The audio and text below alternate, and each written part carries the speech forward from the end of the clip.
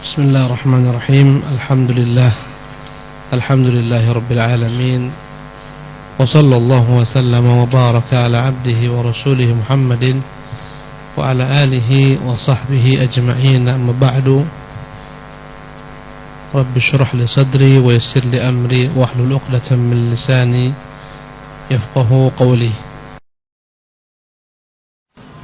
Fa kullu ismin lahu ta'abbudun mukhtassan bih. Maka setiap nama-nama Allah Azza wa Jalla, setiap nama-nama Allah Subhanahu wa Ta'ala memiliki makna yang tersendiri yang kita beribadah dengannya, ilman wa ma'arifatan wa halan. Setiap nama tersebut memiliki makna yang tersendiri, yang terkhusus, yang dengannya kita dapat mengetahui. ولا يتحقق شيء من هذا إلا بمثل هذا النظر. Dan tidak akan terwujud ilmu, mengenal, mengetahui segala macam bentuk ibadah yang kita beribadah dengan setiap nama tersebut kecuali dengan senantiasa memikirkan bimithli hadha an-nazar wa at-tadabbur an-nafi, memikirkan,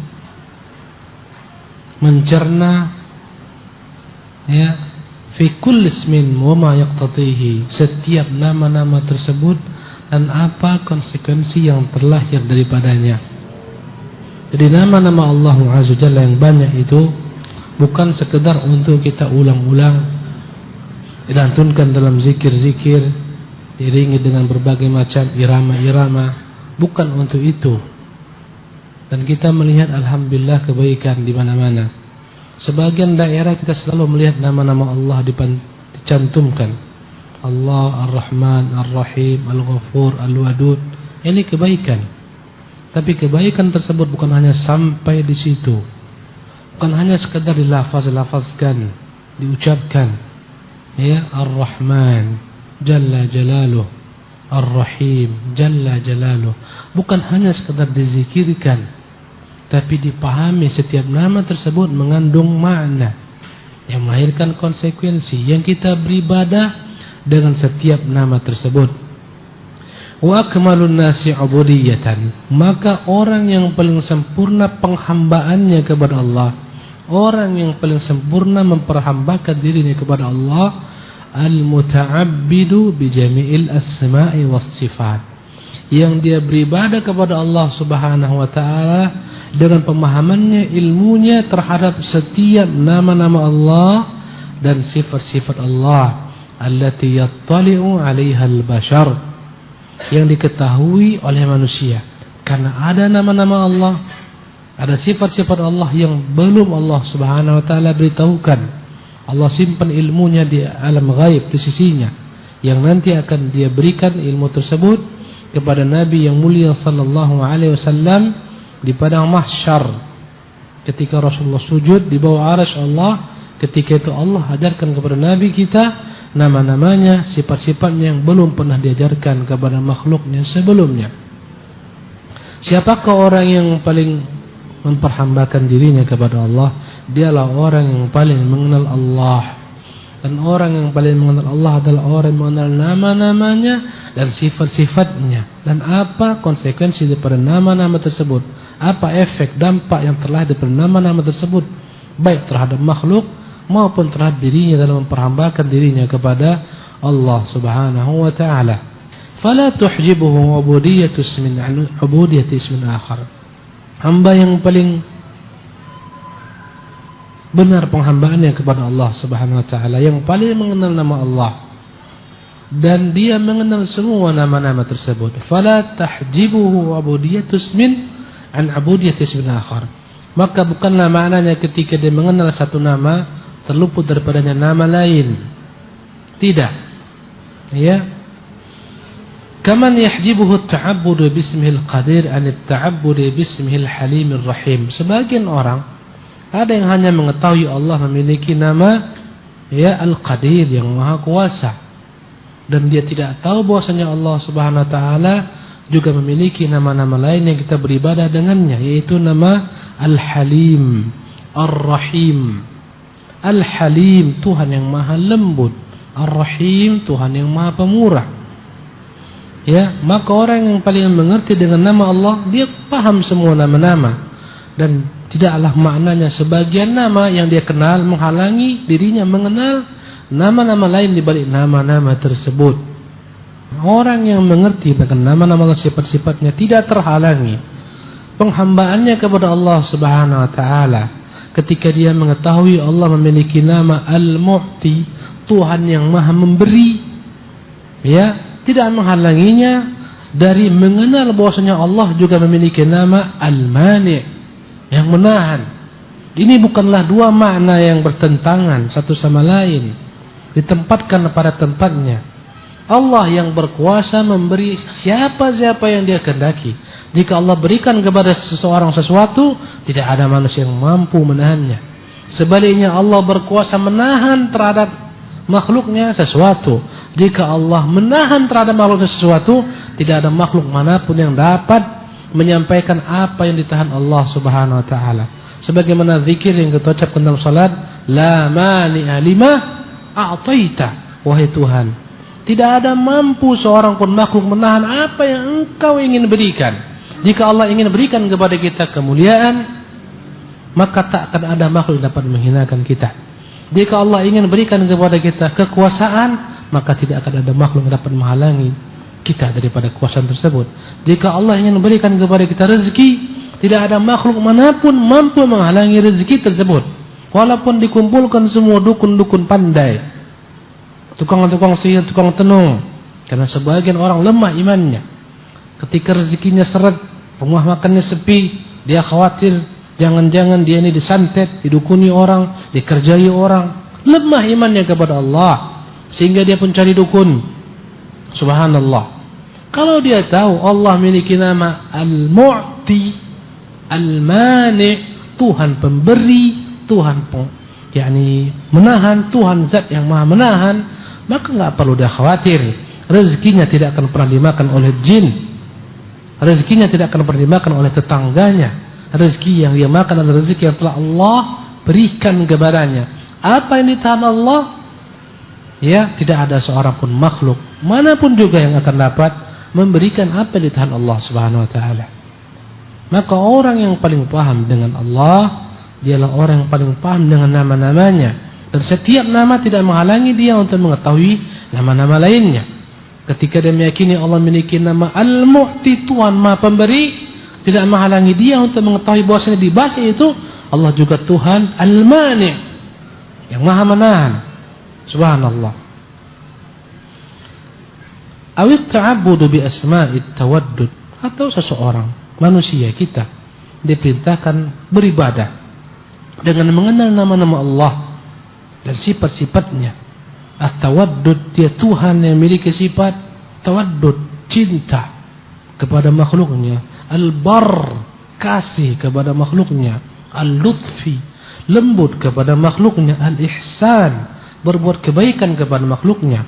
Semua sifat-sifat ini yang terambil daripada nama-nama Allah, ya, tidaklah seseorang yang mengenal Allah Subhanahu wa taala, ya, terhijab dengan nama-nama ini daripada nama-nama lain dan sifat-sifat lain seperti sifat adil. Ya, dia tahu Allah maha lembut, maha, ya, baik, maha pengasih, dan dia tahu bahwasanya sifat-sifat ini tidak bertentangan dengan sifat-sifat Allah lain yang telah ada nama-namanya yang lain seperti sifat adil. Walaupun Allah maha lembut, maha pengasih, tapi dia adil. Tidak akan dia berikan kasihnya kecuali kepada orang-orang yang berhak diberikan. Tidak dia berikan ihsannya kecuali kepada orang-orang berhak diberikan kepadanya ihsan. Ya, demikian juga sifatnya al-jabarut, Tuhan yang maha memiliki kepongahan, wal kesombongan, wal azamah, keagungan, wal kibriya, ya, keangkuhan atau kesombongan. Allah Azza wa Jalla layak memiliki sifat angkuh dan sombong, karena Allah pemilik segalanya. Tapi makhluk diharamkan memiliki sifat sombong, karena makhluk tidak memiliki apapun. Ilmu yang disombongkan milik Allah. Dia menyombongkan sesuatu yang tidak dia miliki. Kecantikan wajah yang dia miliki milik Allah. Ya Allah kuasa untuk merubah kecantikan wajahnya. Berapa banyak orang-orang yang begitu bangganya dengan kecantikan wajahnya. Kecelakaan. Akhirnya Allah rubah bentuk wajahnya menjadi jelek-jelek wajah. Kecelakaan, terbakar kompor. Misalnya meledak kompor. Akhirnya wajahnya yang begitu cantik membuat orang tertarik. Yang dia banggakan, yang dia expose setiap hari. Dia posting di Facebooknya. Berubah menjadi wajah yang begitu menyeramkan. Allah kuasa. Subhanallah. Ya, maka tak layak orang menyombongkan apapun yang dimiliki. Apa yang mau disombongkan? Kekayaan semuanya pinjaman dari Allah, milik Allah Subhanahu wa taala. Berapa banyak orang-orang yang sombong dengan kekuasaan, kekayaan, Allah cabut kekuasaan kekayaan dalam satu malam, habis seluruhnya. Ya. Karena itulah tidak layak bagi makhluk sombong, tapi Allah Tuhan yang layak memiliki sifat al-kibriya. Kata Allah, walahul kibriya, dan baginya lah kesombongan. Subhanallah. Layak Allah Subhanahu wa taala memiliki sifat sombong tersebut. Karena itulah Rasulullah menyebutkan dalam hadis qudsi, Allah berfirman, al-kibriya'u izari atau ridai. Kesombongan itu adalah pakaianku. Wa man naza'ani fihi 'adzabtuhu. Barang siapa yang memakai pakaian kesombongan dari makhlukku, aku akan azab dia. Subhanallah. Karena itulah orang-orang yang sombong di muka bumi ini Allah SWT kelak akan hinakan di hari kiamat. Ya, kata Rasulullah, yuhsyarul mutakabbiruna yaumal qiyamati amthalidz dzarr. Orang-orang sombong dibangkitkan di hari kiamat dalam keadaan begitu hina, bagaikan debu-debu yang dipijak-pijak oleh manusia. Ketika dia merasa lebih tinggi di dunia, akhirnya dia dipijak-pijak manusia di padang mahsyar. Adapun Allah, dialah pemilik kesombongan. Wa nahwi dzalik, dan sifat-sifat lainnya. Naam. وَهَذِهِ طَرِيقَةُ الْكُمَّلِ مِنَ السَّائِرِينَ إِلَى اللَّهِ. Jika anda ingin tahu, inilah jalan orang-orang yang sempurna berjalan dalam menuju Allah SWT. Sempurna keimanannya. Mereka lah ahli ma'rifah. Mereka lah ahli haqiqah. Yang disebut dalam istilah sufi, ahli ma'rifah, ahli haqiqah. Sebenarnya mereka inilah ahli ma'rifah, ahli al-haqiqah. Mereka lah orang yang sempurna berjalan menuju Allah Subhanahu wa ta'ala. Dengan mengenal nama-nama Allah, inilah mereka sempurna berjalan menuju Allah, mendekatkan dirinya kepada Allah. Wa hiya tariqatun mushtaqqatun minal Qur'an. Dan jalan mengenal Allah ini dengan nama-namanya dan sifat-sifatnya adalah jalan yang terambil daripada Al-Qur'an.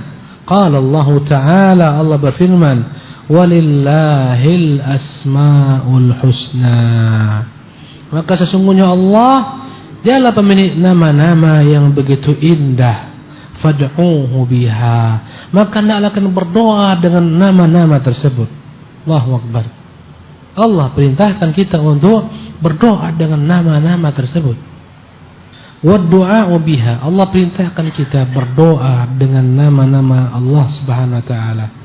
Yatanawalu du'a al-mas'alah, mencakup doa dalam bentuk permintaan kepada Allah. Tatkala kita berdoa meminta kepada Allah, ya Allah, ya Razzaq, urzuqna, wahai Tuhan pemberi rezeki, berikanlah kepada kami rezeki yang halal, yang baik-baik. Ini namanya doa masalah. Doa yang intinya adalah bermohon kepada Allah agar dikabulkan permintaan kita. Andai kata kita mengharapkan ampunan Allah, sebagaimana dalam hadis Aisyah ketika malam Lailatul Qadar, apa yang kita ucapkan? Katakan, Allahumma innaka afuwun, wahai Tuhan, Engkau lah zat yang maha pengampun, tuhibbul afwa, Engkau begitu mencintai kemaafan, fa'fu anni, ampunkan aku ya Tuhan. Ini namanya doa masalah. Memohon kepada Allah rahmatnya. Ya Arhamar Rahimin, irhamna. Tuhan, Engkaulah zat yang maha rahmat, rahmati kami. Berdoa dengan nama-nama Allah Subhanahu wa taala. Ya Qawiyyu ya Matin, ya Qawiyyu ya Matin, unsurni. Tuhan, Engkaulah yang maha kuat. Tuhan, Engkaulah yang maha perkasa, tolong saya. Ini namanya doa masalah. Yang kita dipintakan Allah dalam berdoa dengan menyebut nama-nama Allah Tabaraka Ta'ala. Ya Allah, Antal Ahadus Samad. Tuhan, Engkaulah zat yang maha esa, Lam yalid wa lam yulad, Tuhan yang tidak pernah melahirkan, dilahirkan. Wa lam yakun lahu kufuwan ahad, Tuhan yang tidak memiliki satu pun makhluk yang setara dengannya. Kabulkan doaku. Minta kepada Allah Subhanahu wa taala. Jadi ini doa, kita diperintahkan berdoa dengan menyebutkan nama-nama Allah yang mulia. Wa du'a ats-tsana, dan doa ada pula yang mencakup doa pujian kepada Allah. Tatkala Anda berjalan, katakan ya dzal jalali wal ikram. Apa sulitnya? Ya dzal jalali wal ikram. Kita hanya mengucapkan wahai Tuhan dzal jalal, Engkau adalah pemilik segala macam kemuliaan wal ikram. Ya, Engkau pemilik segala macam bentuk pujian dan kemuliaan. Ya dzal jalali wal ikram. Apa sulitnya? Puji Allah Subhanahu wa taala. Subhanallah. Sambil berjalan, apa sulitnya kita mengatakan ya Hayyu ya Qayyum. Ya Hayyu ya Qayyum. Tuhan Engkau lah yang maha berdiri sendiri, Tuhan Engkau lah yang maha hidup. Apa payahnya? Ini adalah sana, pujian kepada Allah Subhanahu wa taala. Daripada orang-orang sufi yang mengajarkan kepada kita apa yang tidak diajarkan Rasulullah, mengajarkan kita berzikir dengan apa-apa yang tidak Rasulullah ajarkan. Mereka ajarkan kita berzikir dengan lafaz Allah, Allah, Allah, Allah, Allah. Tidak ada padanya kandungan pujian. Yang lebih ekstrim daripada itu adalah orang yang mengajarkan kita berzikir dengan ujung dhamir daripada Allah. Hu. Ini bukan zikir. Subhanallah. Dan zikir kepada Allah bukan dengan berteriak, apalagi dengan joget-joget, sebagaimana sekarang di-share di sebagian YouTube. Orang berzikir berjoget-joget, subhanallah, berputar-putar bagaikan orang gila. Bukan ini berzikir kepada Allah Subhanahu wa taala.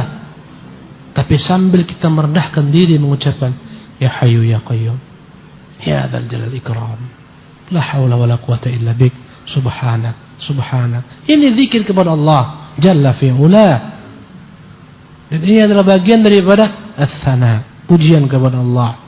Wa du'a at-ta'abbud, dan ada doa yang seorang beribadah dengannya.